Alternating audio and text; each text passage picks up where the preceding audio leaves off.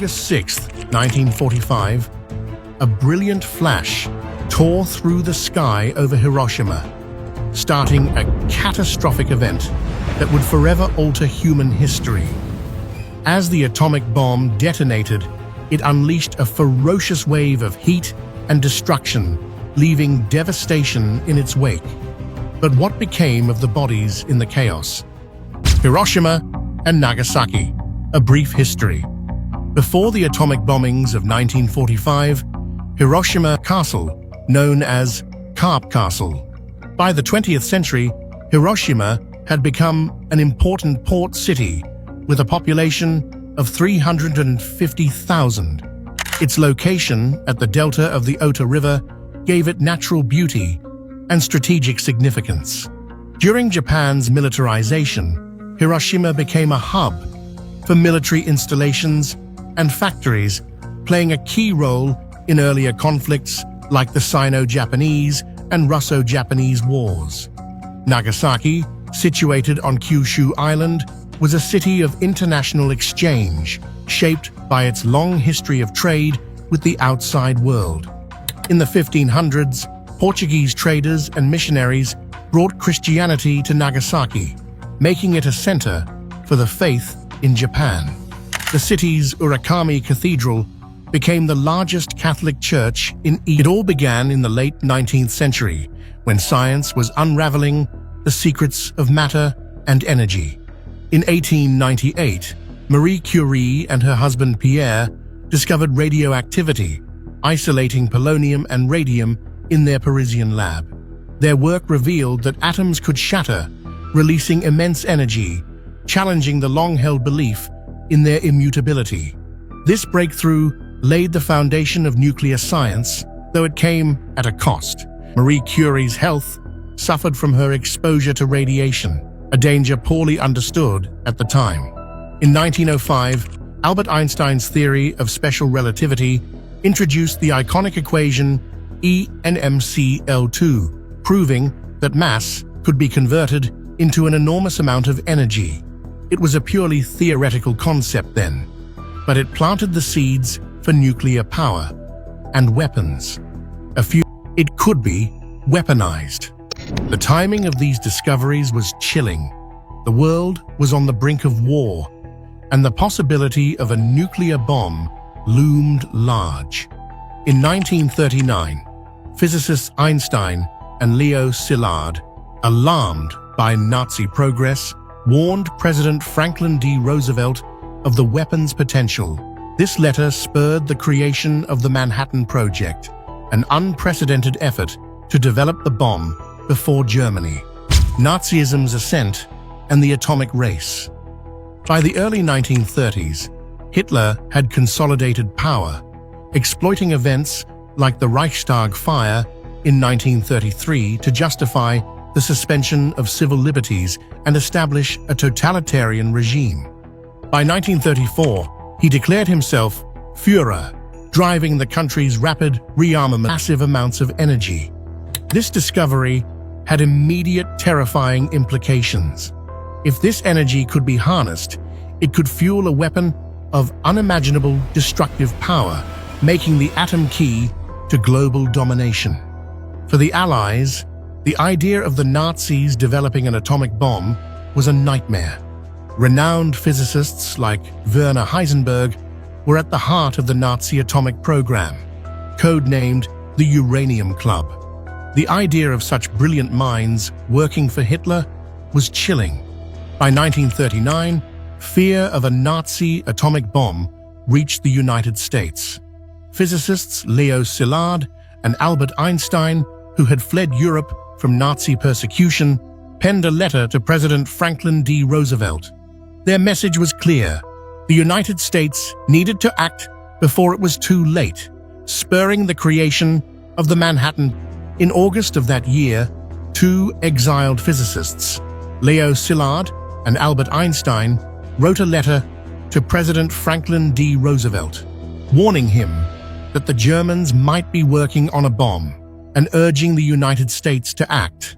By December 6, 1941, just a day before Pearl Harbor, the United States officially sanctioned the project under General Leslie Groves, renowned for his organizational brilliance, and J. Robert Oppenheimer, the enigmatic physicist known as the father of the atomic bomb. The Manhattan Project grew into a sprawling, multinational effort, employing over 130,000 people and costing nearly $2 billion at the time, equivalent to tens of billions today. The project was shrouded in secrecy, with unprecedented challenges. Life in Los Alamos during the Manhattan Project was a strange paradox, blending normalcy with secrecy and casual domesticity woven tightly into the fabric of building the deadliest weapon humankind had ever known. Officially, the town didn't exist. Hidden away on a remote mesa in New Mexico, it went by the code name Project Y. To those who lived there, it was simply the Hill. Founded in 1943, Los Alamos was the beating heart of the Manhattan Project, where theory met practice and scientists wrestled with the monumental task of turning nuclear fission into a functioning bomb. Robert Oppenheimer, the project's scientific director, chose the site for its rugged isolation, making it ideal for a clandestine operation. It became a hidden world for some of the brightest minds, but beneath the mundane rhythms lay immense pressure and secrecy. Mail was censored, phone calls monitored, and residents forbidden from revealing their work, even to close family.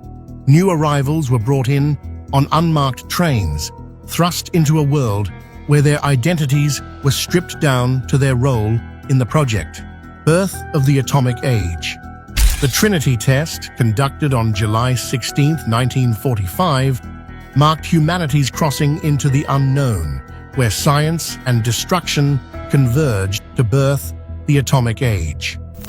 In the pre-dawn hours in New Mexico's scorched desert, aptly named Jornada del Muerto, or Journey of Death, scientists, soldiers, and engineers gathered, each holding their breath. They were about to witness either a spectacular failure or the dawn of a terrifying new as a force of nature unleashed by human hands. Oppenheimer, charismatic yet introspective, stood among his colleagues as the countdown began, staring into the darkness that would soon erupt into blinding light. The test site was a collection of makeshift bunkers and observation posts centered around a steel tower holding gadget aloft. The bomb was a plutonium implosion device relying on a complex mechanism to compress plutonium into a supercritical state. The stakes were unimaginably high. If it worked, it would validate the second bomb design. If it failed, they would face a daunting restart with no guarantee of success before the war's end. As the countdown hit zero, the early morning stillness exploded into miles away, felt the searing heat as if the sun had descended to Earth. At the observation point, Oppenheimer watched the fireball with a mix of triumph and dread. He famously recalled a line from the Bhagavad Gita, "Now I am become death, the destroyer of worlds." The bomb worked, but in that success lay the heavy burden of what they had unleashed: the Potsdam Conference and the targeting of Japan. The Potsdam Conference, held from July 17th to August 2nd, 1945, marked a pivotal moment in modern history, determining the fate of a shattered world after World War II and setting the stage for the devastating conclusion of the Pacific conflict. In the Grand Schloss Cecilienhof Palace in Potsdam, Germany, three of the world's most powerful leaders, President Harry Truman, just months after ascending to the presidency following Franklin D. Roosevelt's death, he faced decisions that would shape history. The war in Europe had ended, but the Pacific theater raged on, with Japan refusing to surrender despite relentless bombing campaigns. On July the 26th, the Allies issued the Potsdam Declaration, demanding Japan's unconditional surrender or facing prompt and utter destruction. Yet the leaders knew Japan's compliance was unlikely. What hung unspoken in the air was Truman's secret. The United States possessed a weapon capable of delivering that promised destruction.